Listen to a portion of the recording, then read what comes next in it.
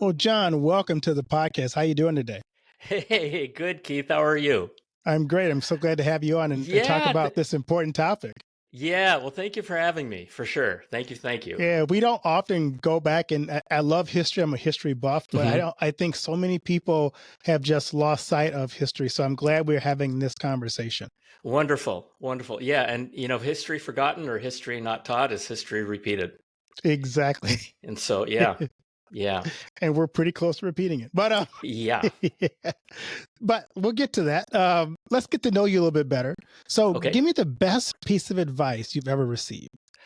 I got two. Can I do two? Because I Sure. couldn't. Okay, so one of them was a saying that I learned a long time ago that says they don't care how much you know until they know how much you care. And it's all about people, and that care um, involves everybody. It involves your boss, it involves your subordinates, it involves your spouse, your friends, everything, everything and everybody. They don't care how much you know until they know how much you care. And so the whole idea is not only to care, but to show that you care, right? It's one thing to Yeah. say you care, it's another thing to show it. And I'll tell you that when people really internalize that, and I have found in my own life that when I made that part of who I am, it changed things dramatically, because now all of a sudden I'm not looking for other people to care about me first. I just care, right? I mean, Right. I care about folks, and and the other thing, in fact, I have a poster of him on the wall, was Martin Luther King, when he says, "Judge a person not by the color of their skin, but by the content of their character." And and I learned that a long time ago. I was around when he was around, Okay. and that those two things have really shaped my life in a big way. And I think it's especially important these days. Given everything that's going on with DEI and just all the good in a lot of ways, hard in other ways. But where the world is right now, I think that's important.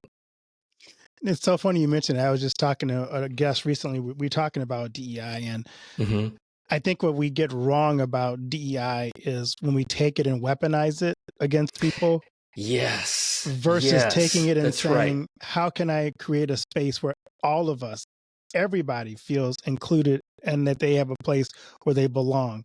When you try and do Exactly. that, it's different than let me use this as a way to cudgel my enemies. Yeah, that's Yeah. right. That's right. And I was having a conversation with the DEI expert. In fact, I'm having a conversation with him on my podcast later today. And he was one of the chiefs of DEI at Microsoft.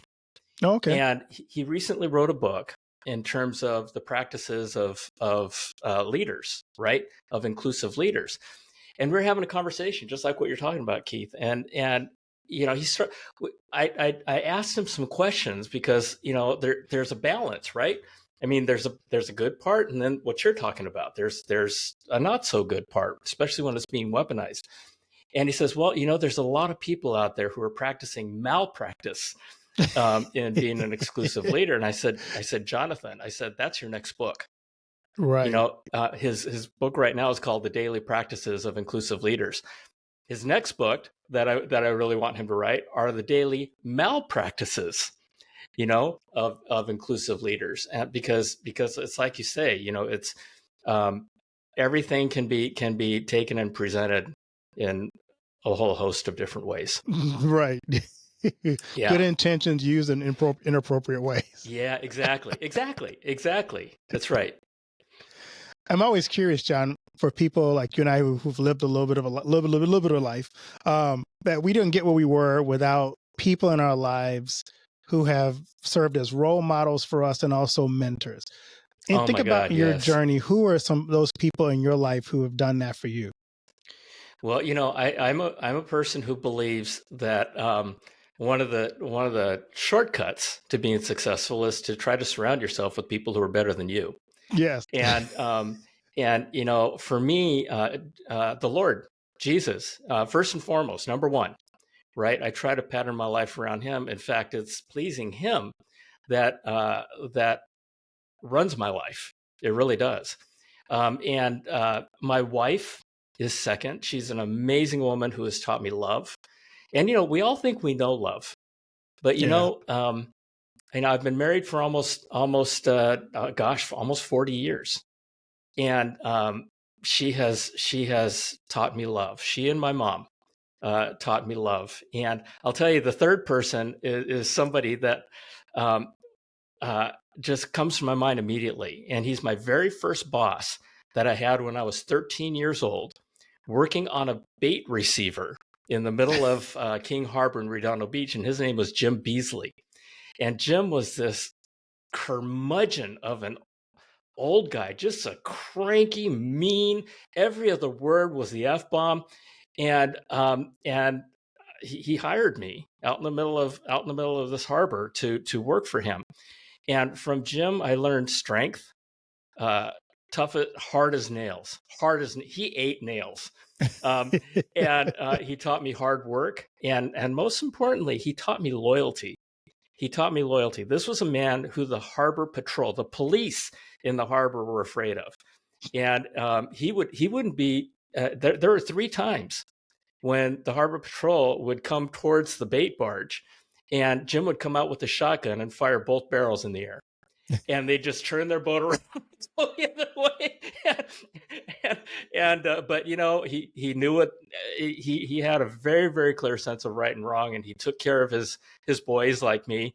And when the harbor patrol came along, he protected us. He Wow. protected us. That's Yeah, so yeah. cool. John, I want to get to your book, but I also want to get the backstory, because to write a book like this, there had to be some things that shaped your direction to write this, maybe inspired you. So kind of tell us your personal story. Okay, cool. So I'm Japanese American. Okay, and my dad and my mom were Japanese Americans. They both passed away, and my dad actually fought during World War II for the United States against Japan, and which is an amazing story all of itself. And so I've always been a student of World War II. I've always been a student of the Japanese American experience of World War II. And one day I was at my mom's assisted living center, and there was this poster up in the elevator that said "Pilgrimage to Minidoka," and it was 2 months away. I didn't know what a pilgrimage was, and I didn't know what a Minidoka was, so I just I just blew it off. That crazy flyer showed up everywhere. I mean, 15 miles from my house, it just showed up in my life. And so the day before this pilgrimage to this, what it turned out to be was a pilgrimage to a former United States internment camp or a concentration camp, where Japanese Americans were held during World War II, called Minidoka. And so the day before this pilgrimage, I find this flyer on my windshield, Keith, and I'm like, okay, I get it. I'll find out. And so I called the number and I said, you know what? I know it's happening tomorrow. I'm sure you're sold out. And the lady said, boy, this must be your lucky day. I just got a cancellation and it's yours if you want it. So the next day, I find myself on a 12-hour bus ride from Seattle to Twin Falls, Idaho. And, this was a time when I was traveling 3 weeks out of the month and I had 2 small kids. I was raising a family, and I didn't have time to do this. And so, I find myself on this bus, and everybody goes around the bus explaining why they're going. And everybody was there because of family ties to this camp. They get to me and I said, folks, I have no idea why I'm here.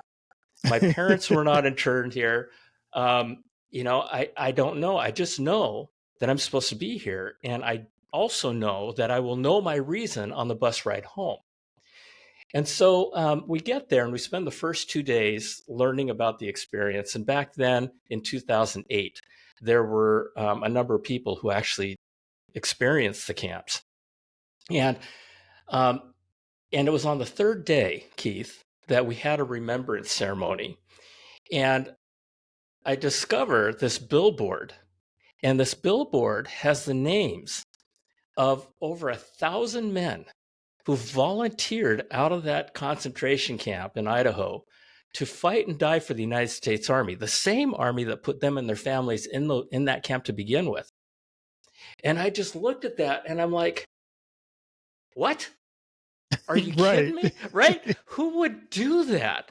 And I knew because of my, of my learning about World War II, about this Japanese American segregated war unit called the 442nd Regimental Combat Team. These guys volunteered to join the 442nd, and the 442nd went on to become the most decorated war unit in the history of the United States for its size and duration. And the man that I found and I wrote about was one of the most decorated war heroes in U.S. military history, and he volunteered out of the Minidoka concentration camp. His name was Shiro Kashino, and so I'm as I'm looking at this billboard, I realize, this is what I'm here for. And my original intent was to write a screenplay, because I thought that the shortest distance between the Americans to the American psyche is through a major motion picture. And I thought of Exactly. Clint Eastwood. I thought this would be a rock. Oh my gosh, this would be a great movie for Clint Eastwood. And so that was 16 years ago. It took me 15 years to write the book, and at some point, I'm gonna get on my horse pretty soon and try to get to Clint Eastwood. You better hurry. Yeah, exactly. So if you or any of your audience knows a way to get to Clint Eastwood, please let me know. But it's an amazing story. It's just an amazing story. It's an amazing story of love. It's a love story. It's a war story. It's a story about self-empowerment. It's a story of not being a victim and taking control over your own life and making the world better. It's an amazing, and it's all true. It's all true. So, John, for those who don't know the history, because I don't remember ever in my years of studying history really learned about the concentration camps. I mean, you hear about them. It's kind of like in the background. It's like we don't talk about that part of American history. Mm-hmm. But for those who don't know the history, what led to the concentration camp getting started in America? Sure. So let me just clarify something real quick, because I call them concentration camps because that's what they were. The American euphemism is relocation camps and internment camps. These were by definition concentration camps. I use that term out of no disrespect for what happened during the Holocaust, right? I call those concentration camps genocidal extermination camps. Right. I mean, that was an entirely different level of cruelty and, trying to wipe out an entire race, the entire Jewish race. And so, but what happened was that Japan attacked Pearl Harbor, right? And thrust the United States into war. And there was a real sense of fear along the West Coast and in Hawaii that the Japanese Imperial Navy was going to attack. And so there was also an energy of envy, if you will, where the Japanese folks on the West Coast were very, very successful. They worked hard. They made their own farms. They started their own business, and there was a lot of energy that was being spent trying to figure out how to beat these guys and take over their farms and their businesses. And so there was a really dark energy that was happening, in addition to the legitimate fear that hit. And so Franklin Delano Roosevelt, our president at the time, signed Executive Order 9066, and it authorized, just really, really quick, 2 sentences, it authorized the United States Army to evict and evacuate and incarcerate 120,000 people of Japanese ancestry, 2/3 of whom were Americans, and 50,000 of whom were babies and children. And it was said that if they look like the enemy, they must be the enemy. Wow. And so, I mean, tell me how a baby is an enemy. I mean, are you kidding me? but it was a wholesale it was just you're going. So they collected all these people, they rounded up all these people and threw them into these concentration camps. And these concentration camps weren't places like Disneyland. I mean, these were placed in the deserts and swamps in America where people aren't supposed to live. You know, the temperatures got up well over 100 degrees, well below freezing. And you know, it was the buildings were their housing was made out of lumber and tar paper. I mean, we don't even make tool shacks these days out of Right. lumber and tar paper. And in a lot of cases, there was no plumbing. It was terrible, and you know, surrounded by barbed wire fence, guarded by American soldiers with machine guns. It was crazy, and so that's what happened. That's what happened, and they were it was completely involuntary. But if you were even a fraction of Japanese ancestry, you were ordered into these camps and you were incarcerated against your will. Wow. As you wrote this book, American Grit, um, I'm sure you ran across some incredible stories. What story, and you think about in the book, that really stands out to you? Because I like what you said about not being a victim. Yeah. Is there a story that kind of encompasses your thought about we have to change the victimhood mentality? Yes. Yeah. You know, this whole book is about that, Keith. It is. You know, I'll tell you. My book is 188 pages long, and it's a very. I wrote it that way to be an easy read, to be as interesting as I could make it. And I decided to write it. It's nonfiction, right? It's a true story, but I decided to write it in a way where I followed the stories of two people, and I take the readers through the entire experience. I met so many amazing people, hundreds of incredible people who had their own stories that are very much deserving to be told. But my problem was that if I wrote a book with everybody's stories, it would be a 2,000-page book. and, Right. and so that's part of the reason why it took me, took me so long, 15 years to write it. But the most powerful story is about the guys I told you about, because there was a lot of people. Here's the thing: you talk about victimhood. I am in the process of writing what I hope will be an accepted TEDx talk, and it's called "Reversing a Culture of Reversing Culture of Blame," and because blame leads to victimhood. When you blame people for your circumstances and you look around, everybody's blaming everybody and everything for whatever problems they're having in their life these days. When you blame something or somebody for your circumstances, you are giving your power away. You're basically saying, it's your fault. I'm going to blame you. It's not my fault. And so when you look at when I consider the experience of the camps, there were a lot of people who blamed the government, blamed white people, blamed their circumstances. There were even some people who committed suicide, and it's terrible. It's terrible, right? And this may be a little bit controversial, but they became their own victims. They Right. became victims of their circumstances. And that was their choice. These other men chose not to blame others.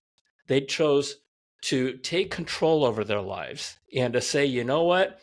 This life in a concentration camp is not the life I want my future family to live for the rest of their lives. We need to get out there and do something about this. And we need to go out there and prove our loyalty to the United. There's nothing they can do, right? There's nothing. I mean, you talk about having every opportunity to consider yourself a victim. But these guys said, "Hey, what can we do about this?" And they found one day the United States Army came calling for volunteers, and they said, "This is our opportunity." So it was their choice, right? They could have said, "No, I'm not doing it. You put me and my family in here. Screw you guys. F off." Right. Right? And a lot of people did. But a bunch of these guys said, you know what, we're going to go out there and we're going to prove that we can be just as patriotic Americans as anybody else. And so they chose to take control over their own lives, and they went off and kicked butt. A lot of them died. A lot of them died. And the tragedy of it was that, when you lose a loved one in war, you become a Gold Star family, right? Right. And a contingent of Army soldiers comes to your home with an American flag and a Gold Star and presents it to your family. Um, uh, these poor families were receiving their flags and gold stars while they were imprisoned by the army that was presenting them the flag and the gold star. I mean, It's mind blowing. it's like, what? And so, yeah, but that's a part of our history, and it's not being taught. It's not being taught, and it's not being shared, and that's part of the reason why I'm out there doing this. So being an African American, I know there's parts of our story that aren't being shared either. So I sympathize with you. But why do you think that is? Is it because the part of the history is so distasteful, we just want to ignore it? I mean, I'm just curious. What are your thoughts on why is it not being shared? Yeah, you hear about the whitewashing of American history, right? And I don't know, because this is just such an important. There's so much about the African American and African experience that I know we're not being taught, because I talk to folks, and folks will tell me stories, and I'll go, what Yeah, happened, right? right. And I think it's selective conditioning, and uh, you see what's happening in terms of this cancel culture, right? That's happening these days, and we're trying to make the Confederacy go away, right? We're taking down statues. And I get that they're hurtful, but you know what? That's part of who we are. It's part of our experience. It's part of what we went through. And if if we're not out there talking about what happened during the Civil War and what happened during World War II and what happened in Germany with the Holocaust, it's going to happen again. And it may happen again anyway, which is my fear. But education, education and love, Keith. It's education and love, and getting Yeah. it out there, and helping people understand. Um, yeah, but I don't know why.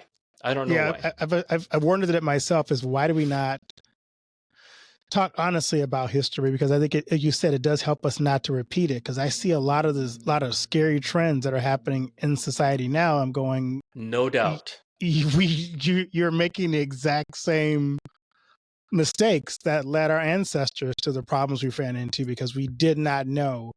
We don't know how to recognize the enemy. It's like Yeah, we're lifting up the wrong heroes. It's like that's that right. those are not the heroes we should be following. Well, and one of the things I say a lot is, camps and concentration camps can happen again, right? I mean, they can happen again. I mean, and people ask me, John, really, they can happen again? I tell them, hey, listen, look, if you go back to 9/11, right? There was this energy of folks, misguided energy, who felt like all Muslims were terrorists and we needed to round them up and put them away. Are you kidding me? Right? And then you fast forward to today, right? I was just listening to a news article earlier this morning that was talking about people who are of the belief that folks who have not been immunized, did not get the COVID vaccines, need to be separated from the rest of society and put someplace. That was this morning, Keith, right? And Right. then during COVID, round up the Chinese. I mean, holy cow. And then you look at what's happening on the campuses right now, and and these people, these folks. I mean, I get it. I get it. I get how bad and terrible this whole thing is.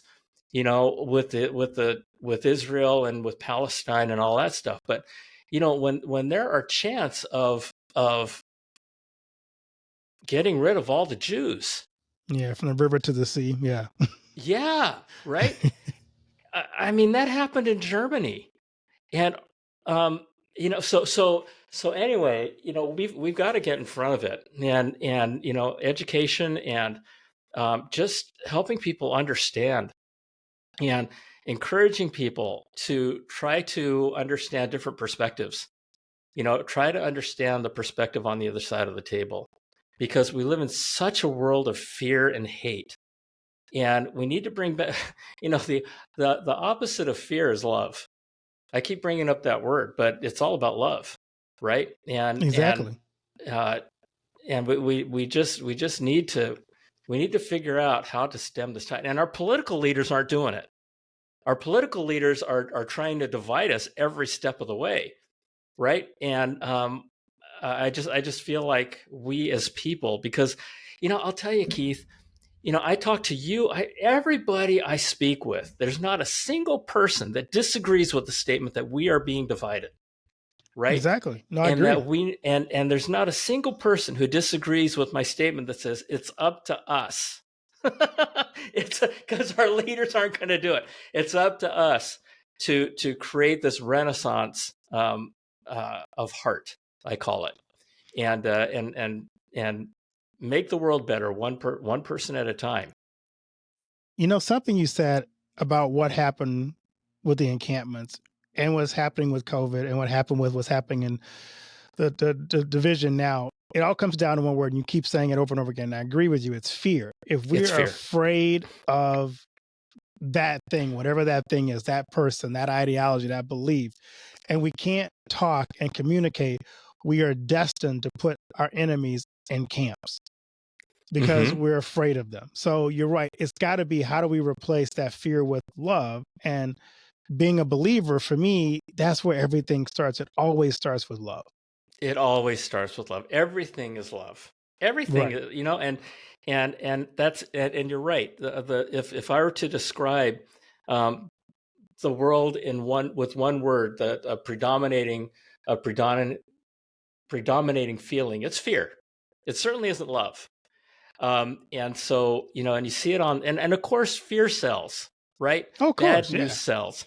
And that's part of it with social media and all the different places to get our information from, and so many different powers that are out there trying to influence how we think. It's really important that we understand where they're coming from, um, and uh, and understand who we are. We are loving beings. We are people who are put here to get along and Right. um, and love each other. And so, stemming that tide of fear, and helping people live better lives. It's one of those things where when when you live in a world of scarcity, it's an entirely different experience than when you live in a world of abundance, Right. right? And fear is you can equate fear to scarcity, if you will. And so if we think about things in terms of, what, there are opportunities out there for everybody here. There are opportunities out there for you to go out and build an amazing life, an incredible life. Let's do this together. Let's do this together, because when you help other people be better, I mean, you lift the world. So let's go lift the world. Exactly. So I'm curious, John, what do you hope readers take away from reading your book? What do I hope people, don't be a victim. Don't blame. It's your choice. Keith, people have a hard time when I tell them, listen, your life is the product of the choices that you've made. And people say, well, I couldn't choose my parents. Okay, I'll give you that. But you know what? Every day, tomorrow, your world tomorrow is going to be the product of the decisions that you make today. And who you are in the future is going to be the product of the decisions you make from now on. And everybody agrees with that. And so if you agree with that, then that same logic applies to your life today being the product of the decisions that you've made. So my point is to help people understand that your life is your choice. You can make your life better at this moment. the right choices to make your life better. And so these people in the book, they chose not to be victims. They chose to take charge. You can do this too. You can do this too. And so my hope is that my book is not just a, excuse my French, but not just a what the heck book, or what my son, he read my book when I was getting ready to publish it, and he came up to me and said, "What the f?"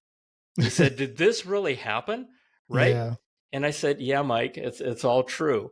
And we talked about it, and I said, the thing about it is, yes, the message is about really bad things that have happened in the past, but the broader message is it's your choice. It's your choice what to do about bad circumstances.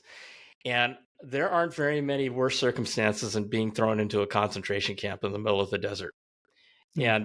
And so, I'm hoping that folks will be inspired by this story. Yeah, I hope so too, because I think, like you said, as we talked about earlier, we need to know our history so we don't walk into those same. Like somebody said, you don't get people to walk into a prison voluntarily. You scare them into them, and yeah. So how do we not scare ourselves into our next prison? So yeah, That's right. That's absolutely right. And folks like you, with the podcast that you're doing, it's about hope, giving people hope, giving people the power. We all have the power. We were born with love. We were born with power. We were born with a gift.